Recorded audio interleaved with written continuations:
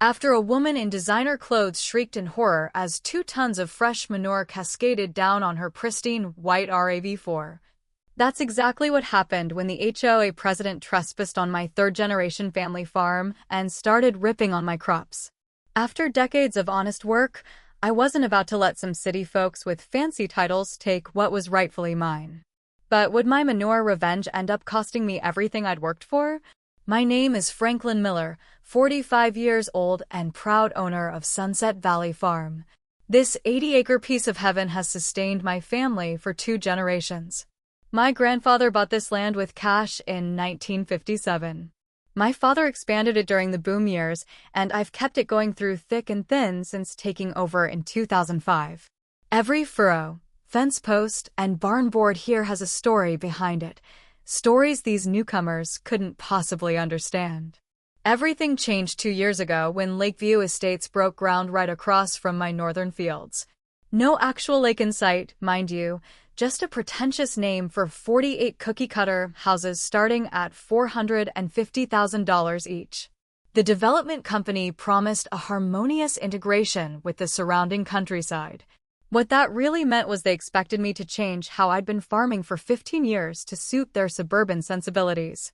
Margaret Whitfield moved in 3 months after they started selling homes.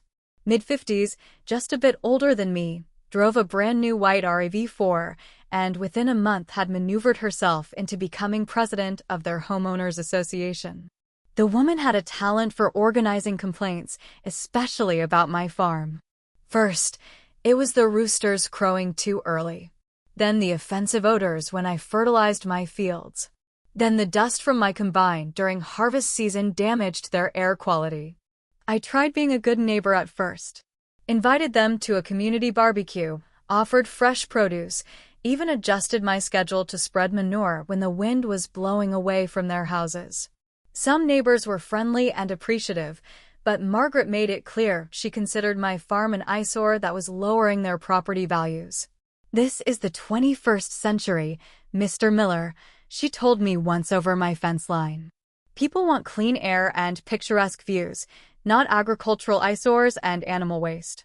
Perhaps it's time to consider retirement. Our development company is very interested in acquiring properties like yours." Last month, they held a community meeting. I wasn't invited. My friend William, who moved into Lakeview against my warnings, called me afterward. "Franklin, they're organizing against you," he said. "Margaret's put together a committee to document violations on your property. They're talking about getting the county to condemn parts of your land through some environmental regulation." What William didn't tell me until later was that Margaret specifically mentioned finding the right violations that could force county intervention. "We just need proper documentation," she said. "Every old farm has dozens of code violations.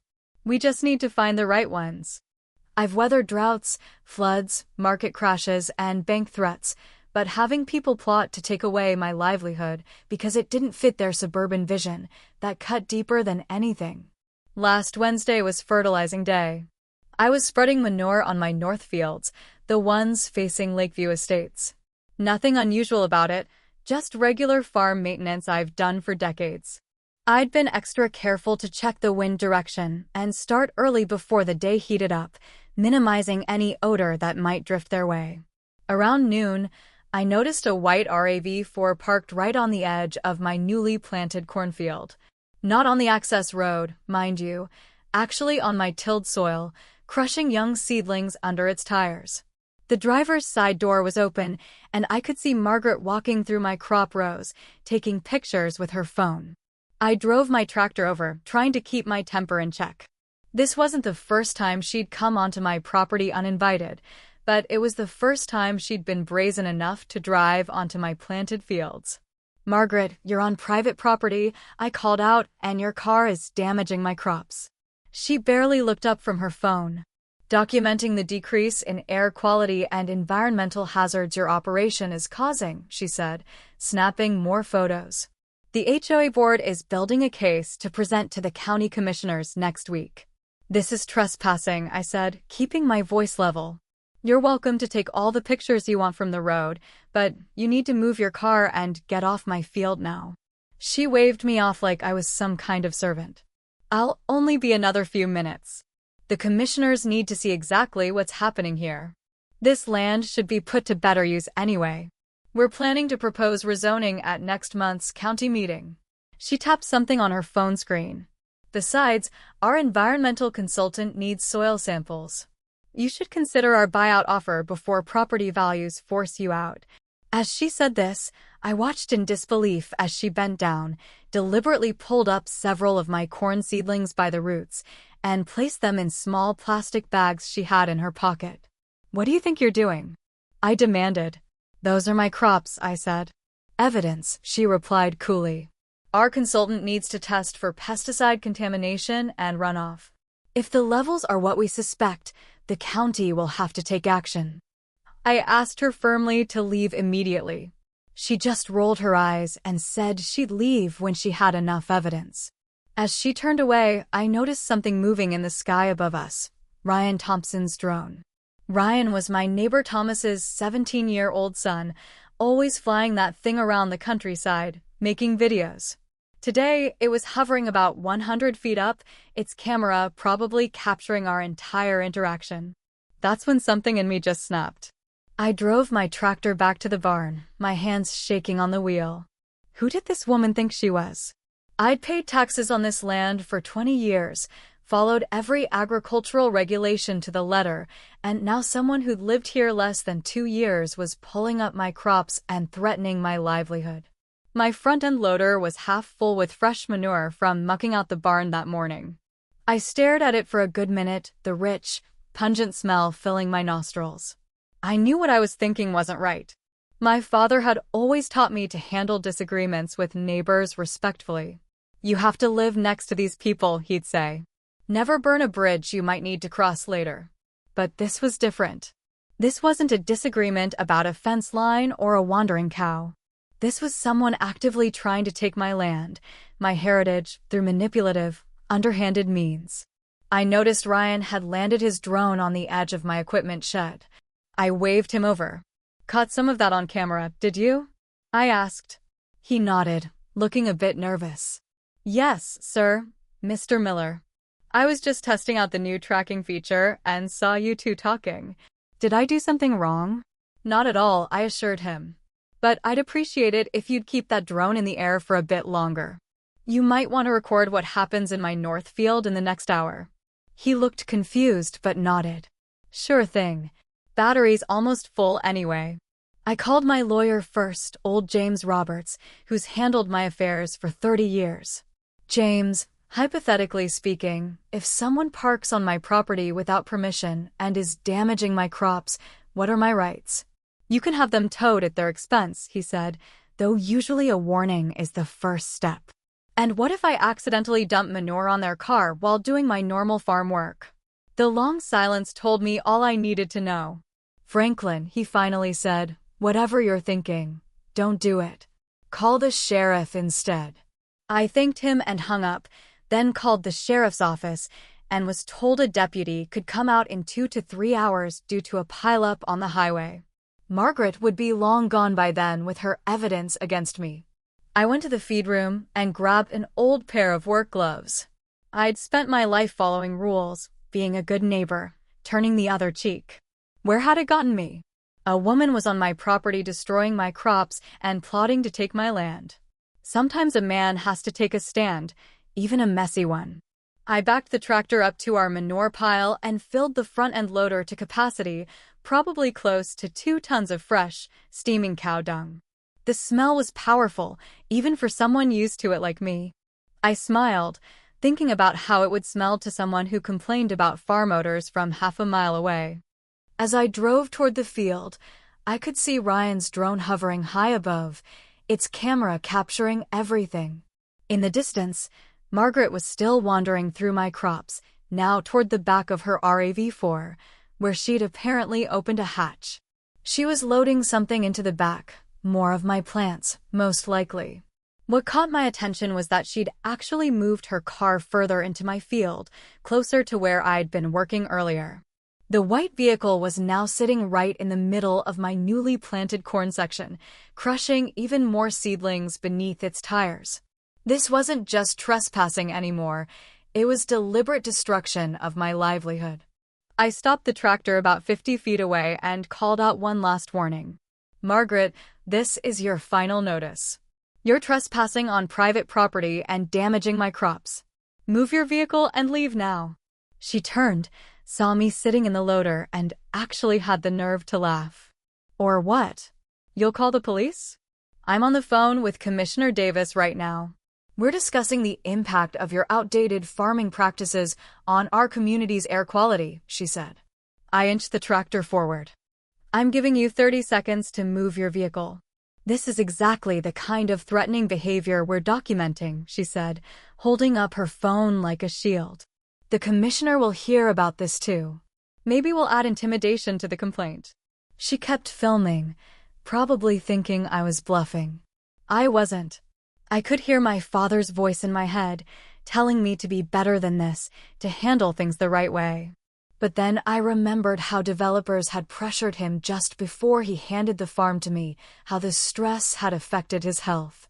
I wasn't going to let history repeat itself. I raised the bucket high above the roof of her pristine white RAV4. Margaret's expression finally changed from smug to concerned. You wouldn't dare, she said, backing up a step, her phone still recording. I held her gaze for a long moment. This is for my father, my mother, and his father before him, I said. I pulled the hydraulic lever, and 2 tons of fresh manure cascaded down, covering her car from roof to wheels. The slop splattered and oozed down the windows, into the open driver's side door and hatchback, across the leather seats and carpeted cargo area. The stench was immediate and overwhelming in the midday heat. Margaret's scream could have been heard all the way to the county line. In that moment, I felt a satisfaction I hadn't experienced in years, the visceral justice of watching an entitled bully face immediate consequences. My car, she shrieked, dropping her phone into the muck. Do you have any idea what you've done? I sat calmly in my tractor, just spreading fertilizer on my field, ma'am, like I've done for 15 years. Not my fault you parked where I was working after seeing me out here with a manure spreader. She tried to reach in her car to grab her purse, but recoiled at the mess inside. Her designer outfit was now splattered with brown streaks, and when she tried to wipe manure off her phone, she only ground it deeper into the screen. You, she sputtered, seeming unable to find words vile enough. This is assault, destruction of property. I'll have you arrested. I'll sue you for everything you own. I nodded toward her car. You might want to consider how a judge will view your trespassing and destruction of crops. This is still private property, and you were warned repeatedly to leave. She stormed off toward my farmhouse, leaving a trail of manure footprints behind her. I'm using your phone to call the police, and then you're paying for a new car. I glanced up to see Ryan's drone still hovering overhead, capturing everything. The kid gave me a thumbs up from where he stood by the equipment shed. That footage might come in handy later. As Margaret marched away, my neighbor Thomas pulled up in his pickup. He'd been driving by and couldn't believe what he was seeing. Franklin, he said, looking from the manure-covered RAV4 to Margaret's retreating figure, tell me you didn't just do what I think you did. When I explained what had happened, the trespassing, the crop damage, the threats, he burst out laughing. About time someone stood up to that bunch, he said. They've been making everyone's lives miserable since they moved in. Did she really think she could just drive onto your crops? Apparently so, I said, realizing the magnitude of what I'd done was starting to sink in. Think I've gone too far, Thomas? Thomas looked thoughtful. Maybe, but sometimes too far is exactly far enough to make a point. Within an hour, my quiet farm had become the center of a small circus. Margaret had called not just the sheriff, but the police chief, the county commissioner, her lawyer, and apparently everyone in her contact list. 2 patrol cars, Margaret's husband's Mercedes, and several other vehicles from Lakeview Estates were parked along my fence line. Deputies were taking statements while Margaret, now in clean clothes someone had brought her, was dramatically describing how I'd assaulted her and her property with biological waste. Her husband, A tall, thin man I'd only seen once before at a distance was photographing the manure-covered RAV4 from every angle, looking like he might be sick from the smell. A small crowd of Lakeview residents had gathered, some looking horrified, others seeming to hide smiles behind their hands. Sheriff Anderson, who I've known since he played high school football with my dad 20 years ago, was trying not to smile as he approached me. "Franklin, what were you thinking?" he asked, shaking his head, but with a twinkle in his eye. I shrugged. "She parked on my property without permission while I was fertilizing. Just bad timing on her part." He sighed. "She's pressing charges for criminal damage to property. Says her car is worth over $40,000 with all the options. And what about her trespassing, damaging my crops, harassment? I've reported problems with these HOA folks 3 times in the past year." The sheriff nodded. "I know. And technically, you do have the right to remove trespassers and vehicles from your property." He lowered his voice. "Between us, I think you made your point. But this is going to get messy, and I don't just mean the car." As he walked away, Margaret approached, her lawyer, a slick-looking fellow in an expensive suit who seemed uncomfortable standing in a cow pasture with his polished shoes. He held a handkerchief over his nose despite being a good 20 feet from the car. "Mr. Miller," the lawyer began with practiced condescension, "my client is prepared to file both criminal and civil actions against you for this outrageous act of vandalism and assault.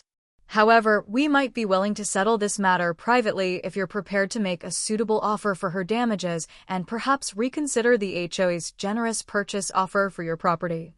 So that was their game. Use this incident to pressure me into selling. I looked him straight in the eye. "My lawyer will be in touch.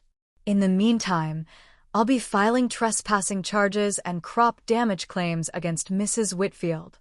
The lawyer smirked. "Good luck with that. It's your word against hers about any permission to be on the property." I smiled back. "We'll see about that."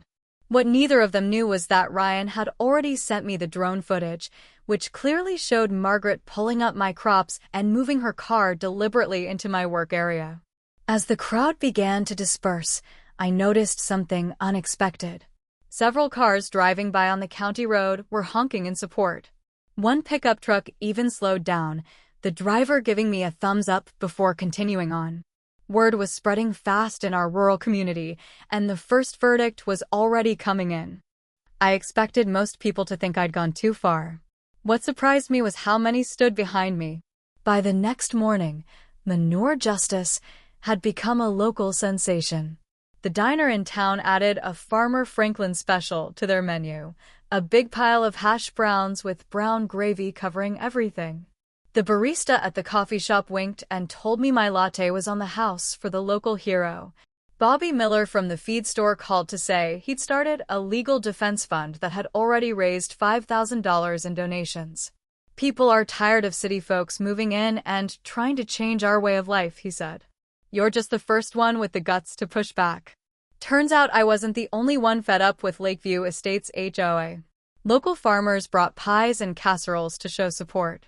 Old-timers who'd seen their way of life gradually squeezed out by development stopped by to shake my hand. 3 different people offered to help clean up the manure, not from Margaret's car, but from my field where it spilled. Someone even made t-shirts with a silhouette of a tractor and the words "Mess with the farm, get the fertilizer." I spotted 4 people wearing them at the hardware store the next day. But not everyone was amused. The county paper ran an editorial about respect for property and civil discourse. The Lakeview Estates Board sent a formal complaint to every government office they could think of. Margaret gave tearful interviews about being traumatized and fearing for her safety. Then came the cease and desist letter from her lawyer, demanding $75,000 for the car cleaning costs, emotional distress, and lost wages while she couldn't drive to work. I showed it to my lawyer, James. He whistled through his teeth. "They're playing hardball, Franklin, but so can we." The pressure was mounting, but so was my resolve. When 3 other farmers canceled their HOA architectural review applications in solidarity with me, I knew this had become bigger than just my fight. It was about drawing a line in the soil. A week after the incident, I was sitting in my lawyer's office reviewing the mounting legal documents. Things weren't looking good. The district attorney was considering criminal charges for destruction of property, and Margaret's civil suit was moving forward with claims now exceeding $100,000. "They've got photographic evidence of your tractor dumping manure on her car," James said, "and a dozen witnesses." "What about trespassing, the crop damage?" "She was pulling up my plants and putting them in bags." Her lawyer claims she had implied permission to be there since you'd never posted no trespassing signs facing their development specifically. It's weak, but they're playing hardball. Just as we were discussing settlement options, my phone rang. It was Ryan. "Mr. Miller, I edited that drone footage from last week. There's something important you need to see." An hour later, Ryan, Thomas, my lawyer, and I were watching the footage on the big screen TV in my living room. The drone had captured everything, including parts one hadn't seen from the aerial view. You could clearly see Margaret not just taking pictures, but methodically pulling up my corn seedlings and placing them in sample bags. The footage captured her making a phone call where she clearly said, "I've got enough evidence now. If we report enough violations, we can get the county to condemn this eyesore." Most damning of all, it showed her moving her car after seeing me fertilizing, deliberately parking it closer to where I was working, apparently to document the smell and activity up close. "Can you get audio from this height?" I asked Ryan, amazed at the clarity. "Not usually," he admitted, but she was on speakerphone, and the drone was directly overhead during that call. The new microphones are pretty sensitive. My lawyer sat back in his chair, a slow smile spreading across his face. "This changes everything. She deliberately trespassed, damaged crops, and positioned her vehicle in your work area after seeing what you were doing. We can argue she assumed the risk." Ryan, looking proud of his footage, added, "I've got more. I've been documenting those HOA people trespassing on local farms for my senior project on agricultural rights in changing communities. Mrs. Whitfield has been on your property at least 3 other times in the past month." The drone footage was our ace in the hole, the unexpected twist that would turn the tables. The sheriff couldn't hide his grin when we showed him the footage. "I always had a feeling there was more to the story. I'm showing this to the DA. The charges against you will likely be dropped." But we didn't stop there. My lawyer sent the footage to Margaret's attorney with a counteroffer: drop all claims against me, pay for my damaged crops, or we'd file criminal charges for trespass, vandalism, filing a false police report, and attempted fraud. The response was immediate. Within hours, her lawyer requested a meeting to discuss an amicable resolution. Then came the call I never expected. Commissioner Davis himself phoned me. "Franklin, I've known your family since your father's time. Margaret told me you were creating environmental hazards, but this video shows she was manufacturing evidence. The commission values our agricultural heritage and won't be party to this kind of manipulation." He cleared his throat. "Off the record, my brother-in-law said it's the funniest thing he's seen in 20 years of selling cars," he detailed. He detailed her RAV4 for free just to tell the story.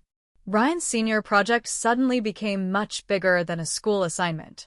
A state agricultural preservation group asked permission to use the footage in their advocacy work. Then a regional news station picked up the story. The next day's local paper ran a front-page story: "Drone footage reveals HOA president's plot against local farm." The online video went viral, with over 200,000 views in 48 hours. Comments poured in from farmers across the country sharing similar stories of development encroaching on agricultural land. Letters to the editor flooded in, "Most supporting me. Farmers have rights too," wrote one local business owner. "These developments need to respect the agricultural community they chose to move next to." I'd accidentally become the unlikely hero in a David versus Goliath story, except in this version, David had a manure spreader instead of a slingshot. The most satisfying moment came when Margaret's insurance company denied her claim, citing intentional acts and assumption of risk by the policyholder.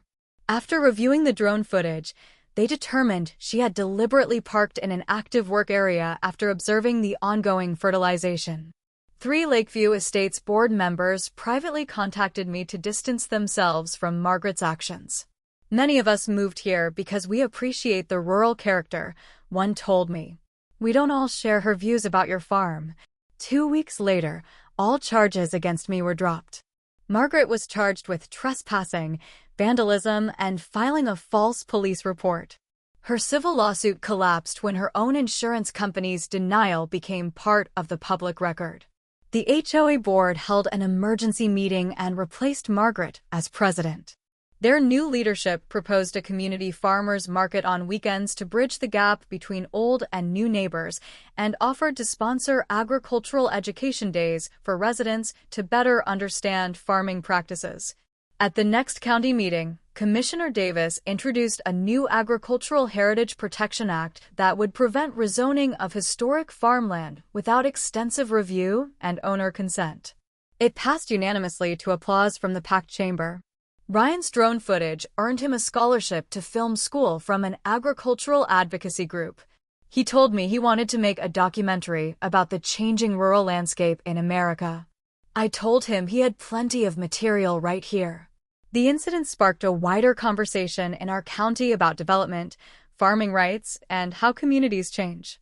3 other farmers who had been considering selling to developers decided to stay, inspired by the outpouring of community support. As for Margaret, she and her husband quietly put their house up for sale the following month. I heard they moved to a condo in the city where, as my neighbor Thomas put it, the only manure she'll have to deal with is what comes out of politicians' mouths. Last week, a new family moved in, a young couple with 3 kids who bought Margaret's old house at a significant discount. Apparently, the manure incident had affected property values after all, just not in the way she predicted. Yesterday, they came over with a homemade pie and asked if their children could learn about farming. The oldest boy, about 10, looked up at me with big eyes. "Is it true you buried a car in poop?" I couldn't help but laugh. "Not exactly, son, but I did teach someone an important lesson about respecting other people's property." His father winked at me and said, "We made sure to park on the road, not in your fields." The boy thought for a moment. "My teacher says manure helps things grow. Did it help anything grow at your farm?" I smiled.